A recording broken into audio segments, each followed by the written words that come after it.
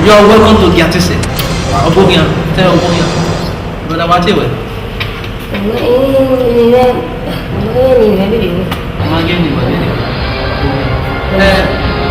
First question, what is your?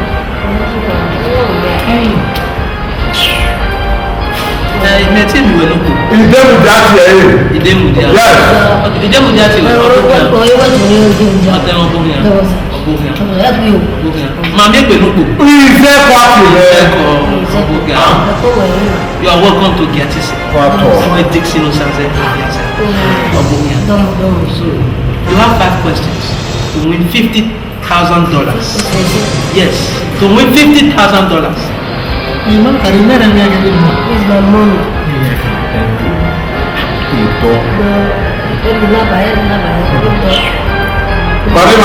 I'm not going to have to say now. Not so maybe I'm missing. Because my money.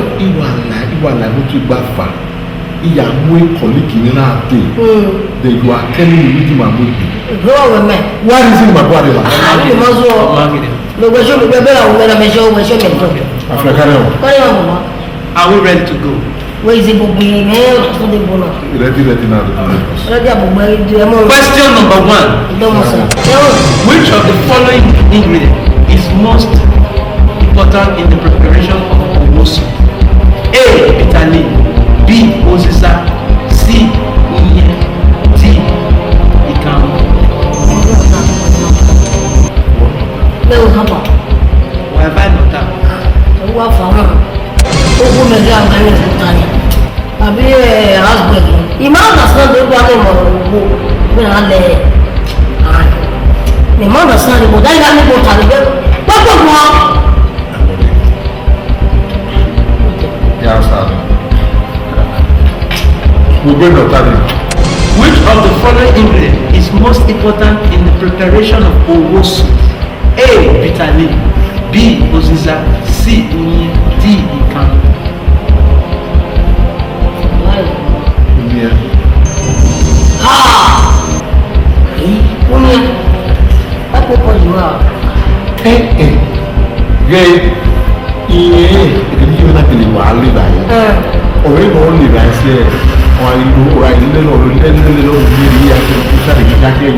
Then all those Sophie Bodoyas are fair.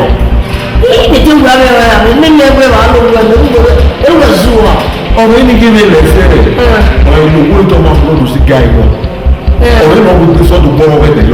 Or you know, we saw from Sijo. Or they want to go near the river. You want to. Who are you? Your final answer. Yes. Oh, no.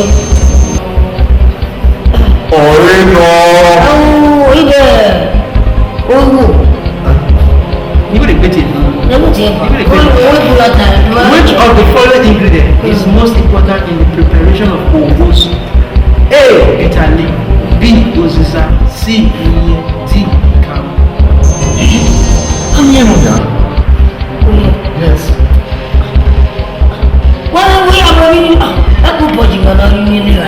He made that way, or you give me a lemon say, or you, or you push up, or you back here, or to shoot for or your opinion. Or I'm going to go or to guide you. Or rain on or a set of my food. Or go get the job.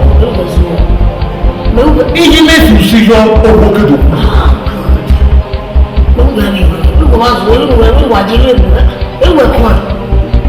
I was not very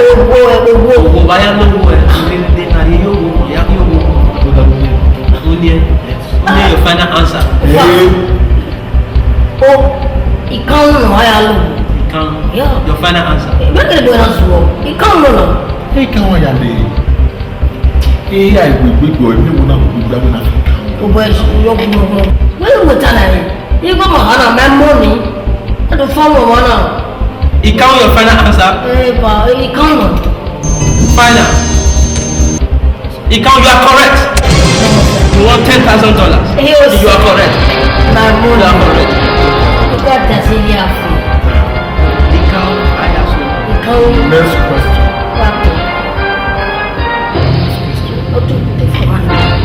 Question number 2. Say the good smartphone and the A. Mama Ebo pepper rice. B. Amala sport. C. Omega Tron. D. Do market. A. Mama Ebo pepper rice. Get it.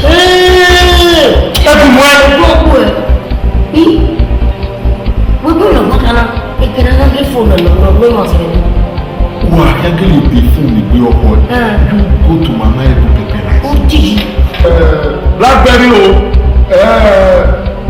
Sason Infinity Shut up. Like Mama Ebo, Igie, Usi, Oma, okay, we got to work for it.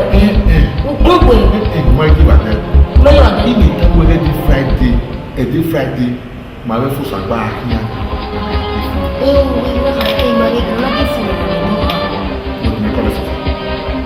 We got bros, my wife was But call it for Sana. Do away. Are you calling a friend? yes. Call it. Direct. All right.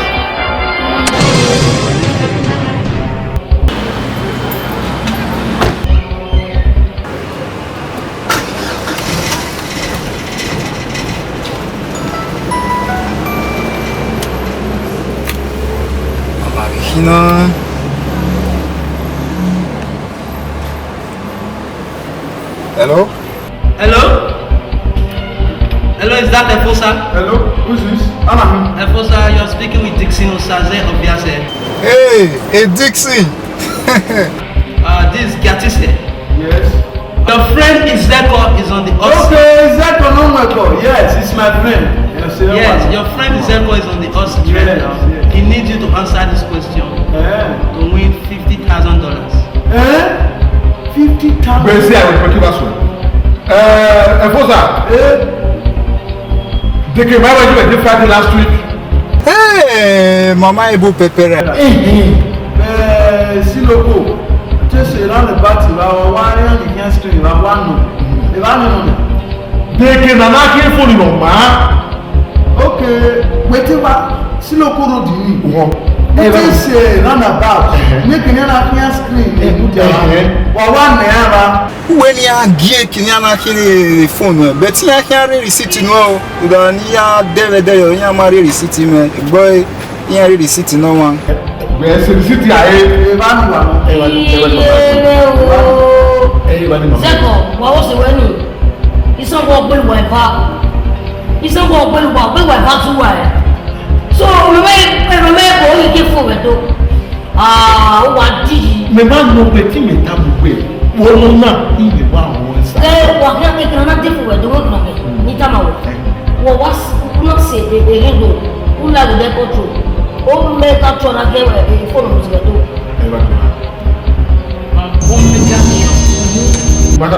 You are correct. What is that? You are correct. For $20,000. What in fele? My money. My money. Question number 3.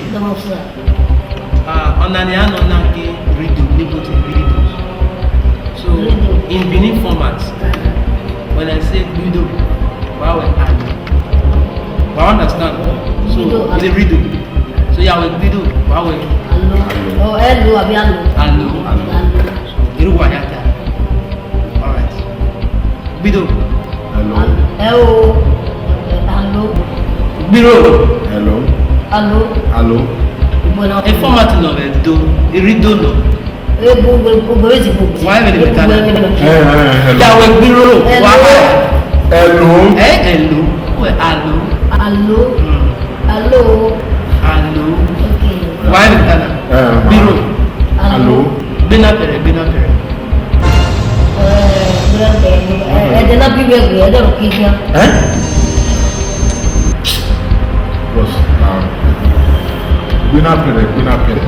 Only know where you know ama, ona we ko ya to the here. Only gbina pere.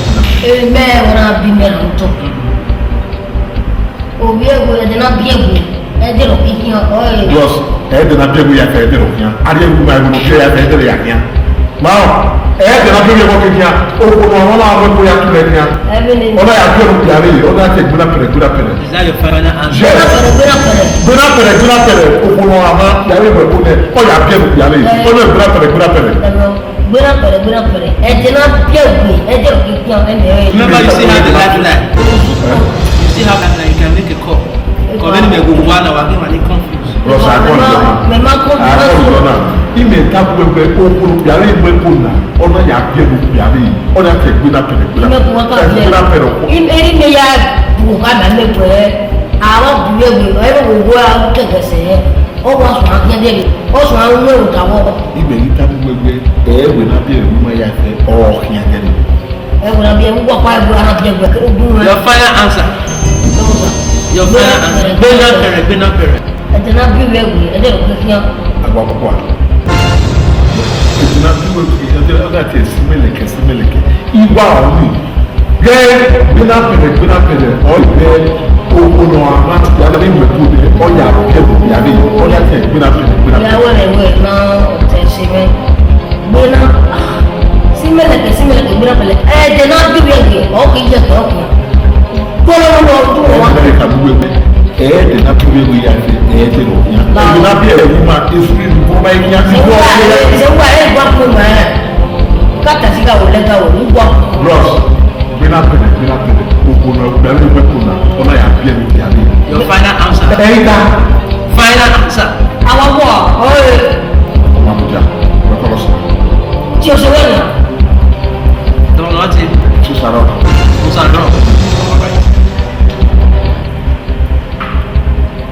Hello? Hello. How you doing? I'm fine. This is Dickson Osazee of Giatise. Eweka. How you doing? I'm good. Eweka. Alright, this is Giatise. Your friend Igie is on the hot seat right now. He needs your help. Over to you. Bros. Wọ́n gbé wájú àìpé ní ẹgbẹ́. Ìgbé wọn mẹ́mẹ́ bọ́dá. Bẹ́ẹ̀ni sọ̀rọ̀ ìwé ìmọ̀sùnù. Wọ́n sùn lórí. Ọ̀gá ẹ̀ kú ẹ̀ láwọn gbọmọ àtẹ̀rà. ó tẹ́lá pọ̀ àwọn náà wà ká. Bọ́dá mi náà wà nù ìgbéyàwó àgbọ̀ngọ́ rẹ̀. Mẹ́rin náà ṣe é náà. Ìyóò ní àwọn ètò bọ́ọ̀lù. Ìgbé wa wò. Wà fún kúnlẹ̀ à. Àwọn ẹni pọ̀. Ọ̀tọ̀ tẹ́lẹ̀ lè rí ẹ̀gẹ̀ ìdẹ́sà. àwọn náà kà wá tẹ́lá nínú rẹ̀ irú kò wẹ́n tó tó wọ́n náà. Family issue na. fọ̀gá family wa. We tell fucking family man. Wait a minute. no káyọ̀ fún wa àṣekíyà. Bros, la ní àmúkú rẹ̀ bẹ́ẹ̀ 12 years kẹ̀mẹ́. Okay, no wahala. 12 years ya mo sisi náà kàmẹ́ mẹ́ sisi yasa gbada. Sorry, you don't have time. Bros yẹn. no tẹ́lẹ̀ nínú lọ àwọn náà tẹ gbéra pẹ̀rẹ̀. Free corner. ọ̀ wẹ́ẹ̀. Chairman o. Yìí yan. Now gbéra pẹ̀rẹ̀ bẹ̀tọ́ yà ká. Gbéná pẹ̀rẹ̀. Anya lè bá àti yóò tọ́ ẹ̀ náà di ọ́. àwọn wọ Ẹ̀ náà nà. mẹ̀wẹ́ ẹ̀jẹ̀ náà bí wẹ̀ ẹ̀jẹ̀ òkè kí ọ́. Símílẹ̀kẹ̀ ní. ooo wà ìbá wà. Gbéná pẹ̀rẹ̀. Anya lè bá àti yóò tọ́ ẹ̀ náà di ọ́. Bros ọ̀yẹ́ mẹtọ́ wọ́n kùnà àwọn alábọ̀ ẹ̀kọ́ bí yàbẹ̀ ẹ̀yìn nọ̀tọ̀ nọ̀tọ̀ wàtà náà ọ̀yẹ́ nọ̀tọ̀. Final answer. Yes sir. Final answer. You are correct. You are correct. Wàkọ̀. You won your selfie. George. 30,000. Ẹ̀rọ mi àtúntò náà yìí. ìjọ ló fún ẹbí. yàtọ̀ lẹ́jọ́ ló fún. Question number 4. Respect yourself. respecté les filles. Just respect yourself. Dúró. Chairman. Was it what damn you? I didn't know. ìfà tí kì náà. I check over. Ẹ̀wọ̀ ẹ̀rú máa rẹ̀ kàn sí. máa tí kì náà máa sí bá máa yà sẹ́tù. bóòrò rẹ̀ nà máa mọ́ni. You went to a Chairman, we really have to vote him like him. Next question. wọ́n ní yàtọ̀ fún. Question number 4. Which of these transport company is located at second junction Apapa? A. Osazee line. B. Edegbe Motors. C. Faith Motors. D. Oni Motors.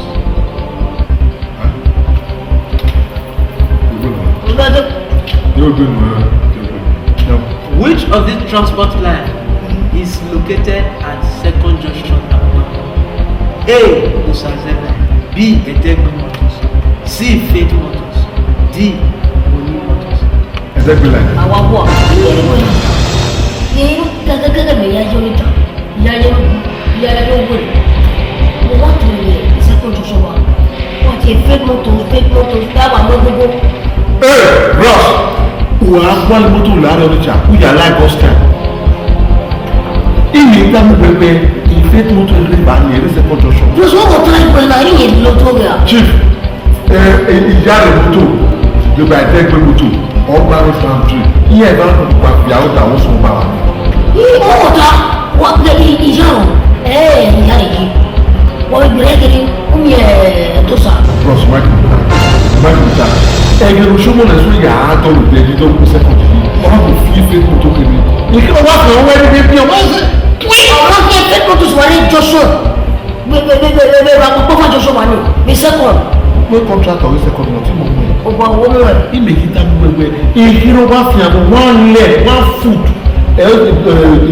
oṣooṣù lè fi àwọn kò ní náà fi tó tó náà ìgbó òwe fi ètò tó náà ìgbó rẹ̀ kọ́ náà ìgbó òkè náà tó ìyá o. Then orí parí yá o ètè pé mọ́tò náà tó dé wà ní ọ̀nà fíkìrì ìyá rẹ̀ mọ́tò lọ. Àwọn fake motors kẹ̀kẹ́kẹ́rẹ́ ọ̀yà rẹ̀ second Joshua wà ní. Olùkùdó dé o kìlọ̀ kìkẹ́ ọ̀lẹ́ o kìlọ̀ ìkéde o fake motors wà ní Joshua wà ní.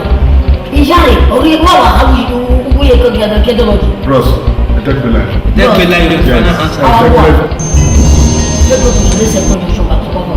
See your question ọ̀yà ọ̀sán rẹ̀. Faith Motors. Yes. Bros, ìyá rẹ̀ ọ̀sàgẹ̀. Edegbe ọ̀sàgẹ̀. Edegbe ìyá rẹ̀ fún Bayaji. Ọ̀pọ̀ mẹ́rin ká. Deni mẹ́ra ilé wọ̀ náà Edegbe. Faith Motors. Faith Motors. Fake motors. Faith Motors. Final answer. Ah no no. Faith. Bros, ìmọ̀lẹ́ bọ́jọ́ Edegbe ẹ̀. Wọ́n ti gbogbo ẹjọ́. Edegbe wà orúyà gbẹdíà. Edegbe ìyá rẹ̀ ẹ̀. Ọ̀nìjà ni bí ìjọ náà mẹ́rẹ́gẹ́ kọ́sítà ní àlàyé ọ̀nìjà. Wòróṣe. Faith Motors, your final answer. I guess you are correct. My money. You are correct. Where are you? Ṣé fọwọ́ wa? Correct me. Ma correct ma. Mẹ́mẹ́ ẹ̀jẹ̀ yìí la yìí yàtọ̀. Ìyá náà ọkọ̀ òdìbò àwọn ọ̀tọ̀ náà. Wà gbẹ ní alẹ́. Wà gbẹ ní alẹ́ kàkà. Wọ́n sì wọ́n bá wọ́n sí. Mẹ́lò yìí jìnnà. Wà á bẹ opportunity wà yà pa. You can leave. Do what you have a fearful and be fearful. You have the last question. Go now. To win $50,000. Yóò yà kọ́kọ́ mi. Yóò náà rí yàrá yìí yọ̀tọ̀. Wà á fearful. Money better than that, but also got that. All right, let's play. Question number 5. Where is my boss? Yeah. Give me that figure. But this one will get my. I don't know why so go. I don't know if you don't feel never feel ya. I will burn. You go me feel very poor ya dollar ko ko na. All right, question number 5. Now the last question. No, no, that. All right. S plus 6 minus y equals to 27. What is S if y is 4? A 25, B 15, C 10, D 5. Plus. Shut up. Good question. You can't be there again. Let's remember.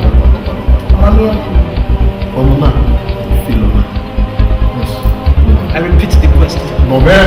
S plus 6 minus y equals to 27. What is S if y is 4? A 25, B 15, C 10, D 5.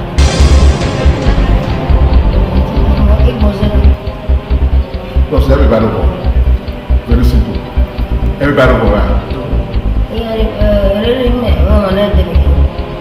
S plus y. S plus y. Let's go on to let's see. Bros, 5. That's your final answer. Yes. Right now. 10. The matter We can't feel it, no good. Maybe we need to do what we feel it. Plus 5, you know. 5 your final answer. Okay, 5 plus 10. 15. Plus 15, no? No, 5 plus 5, 10, me know 10. Me know I repeat the question. S plus 6 minus Y equals to 27. What is S if Y is 4? we are saying why. We got yes by. Me know the song yes to go. I think why. A 25, B 15, C 10, D 5.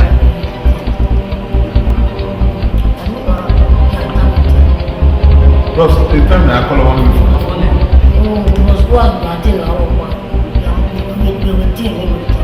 Why you didn't get what back room? You go your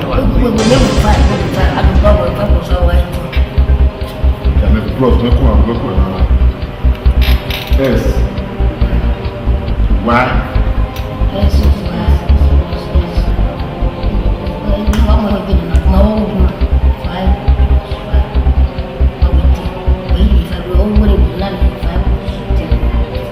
We really go.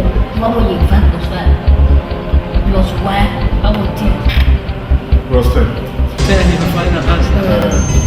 10. Are you sure? I want you to feel my feeling in idea. It's like a normal. Mano, what is the way I think go back? What I talk about? No more, sir. No more. Then we go now. Your final answer. Alright, if you have chosen 5, you would have been absolutely wrong. If you have chosen 15, you would have been wrong as well.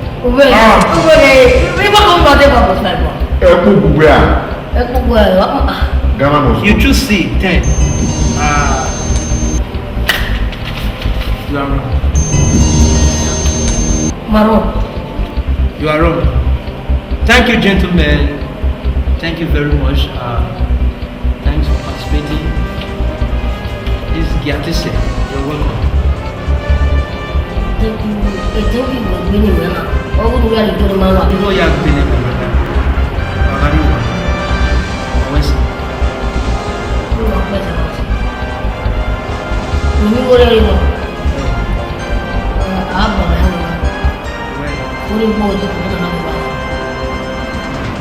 brother, I'm sorry, you're wrong. Me sorry, you're wrong. Uzama, do form. No, you are keep busy. Now you bomb do keep me to him.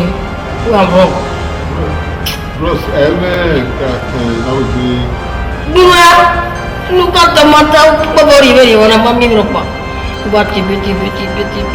Mario, what? Yeah, you. I'm sorry, that's it. If I was sorry, I'm sorry. What? Sorry. If I bomb to keep it, I did the week get this. If it's a Italian, Mammy, Mammy said, Mammy go. Wow, no, wiper. Giatise, the Giatise of my little mamma, either what is it? Either what is it? Is all boy. We met S plus Y. You go my daughter's how why? Me. You would take blood what Pablo trapped here. I love you, every word to say. Oh, what's wrong? What's wrong with the Ibe ita we na be mu ya fe o kian gele. Will be a walk by your final answer. Your final answer. Be not parent. I did not be